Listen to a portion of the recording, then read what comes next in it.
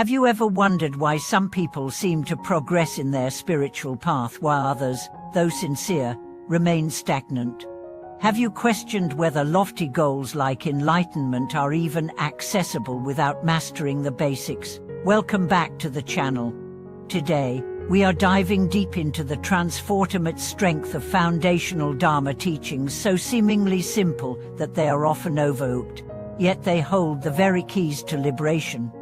The central message of this exploration is that profound realizations are not born from complex rituals or esoteric doctrines, but from a deep and stable relationship with the most basic truths: impermanence, cause and effect, and the true nature of mind. From these principles, mountains of clarity can arise. The most celebrated practitioners throughout Buddhist history, those who achieved realization, always stood firmly on the platform of these unshakable truths. Let's begin with a tale from the early days of the Sangha. A young monk named Nanda had become obsessed with attaining spiritual powers. He meditated fiercely, fasted excessively, and sought visions. Yet months passed and no signs appeared. His teacher, seeing his restlessness, gave him a single verse to contemplate: "All compounded things are impermanent." Nanda was disappointed. "I already know this," he said. "Yes," the teacher replied. "You know it, but you do not live it." And so Nanda began again, not with grand ambitions, but with humility. Over time, as he watched clouds pass, leaves fall, emotions rise and fade, he truly internalized the truth of impermanence. When he did, his pride dissolved, and his mind stabilized. From that moment, insight began to arise, not as a miracle, but as a mirror. Foundational Dharma often begins with the observation that all things change, but to merely say this is not enough. The practice is to see change in everything, always. This includes seeing how opinions shift, how relationships evolve, how joy transforms into sorrow, and back again. The depth of Dharma is not found in its complexity, but in its constancy. The truth is always here, we just need to stop overlooking it. One lay practitioner, Miss Lin, described how the contemplation of impermanence cured her lifelong anxiety. "I used to panic when good things ended," she said. "But then I realized everything ends. Everything always ends. And because it ends, it becomes precious." She stopped trying to hold moments still. Instead, she bowed to them as they passed. Her mind softened, her heart opened, and her fear lost its fuel.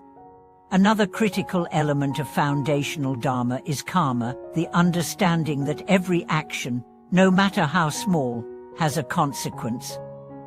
This isn't a doctrine of reward and punishment, but of natural law.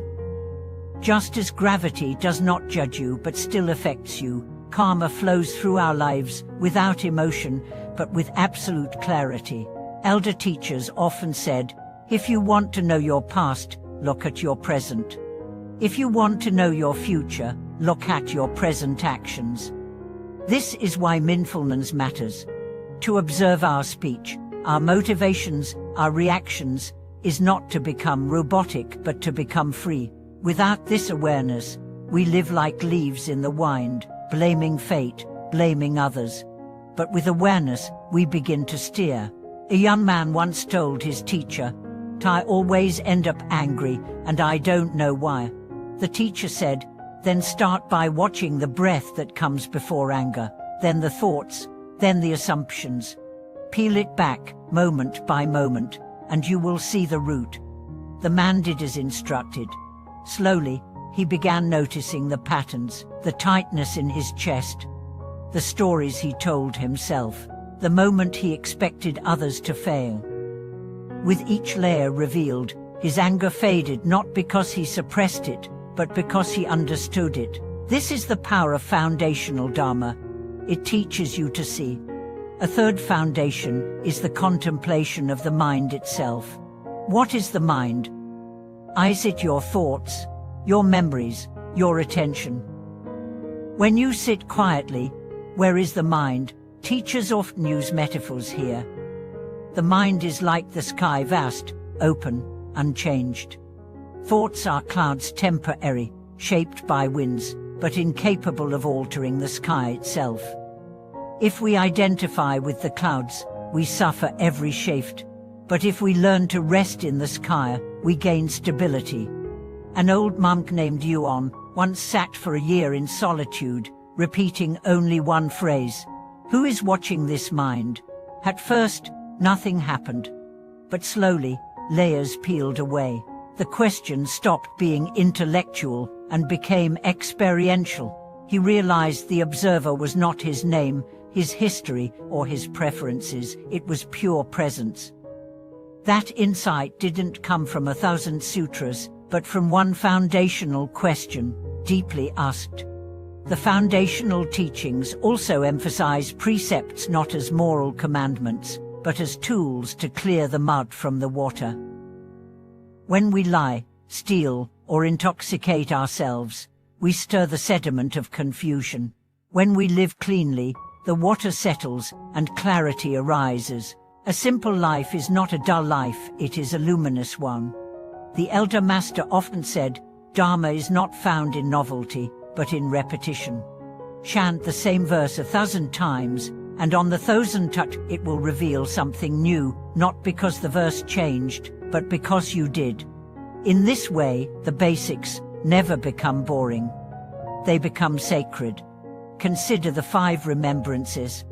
I am of the nature to grow old, to get sick, to die. All that is dear to me will change. My only true possession is my karma. These truths, recited daily, become anchors. They strip away illusion.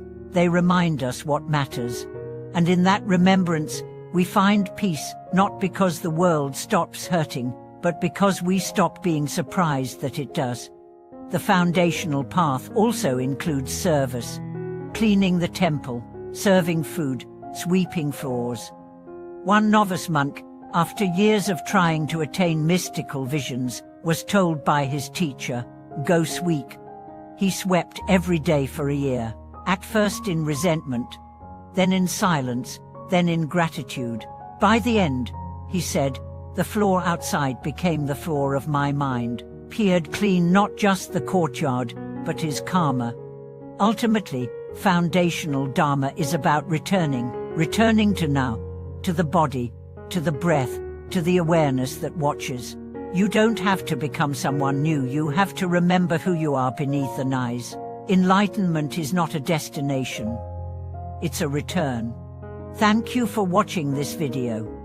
If you've rediscovered the power of the basics or have been transformed by something simple, share your story below. Don't forget to like, subscribe, and continue walking this luminous path with us into clarity and truth.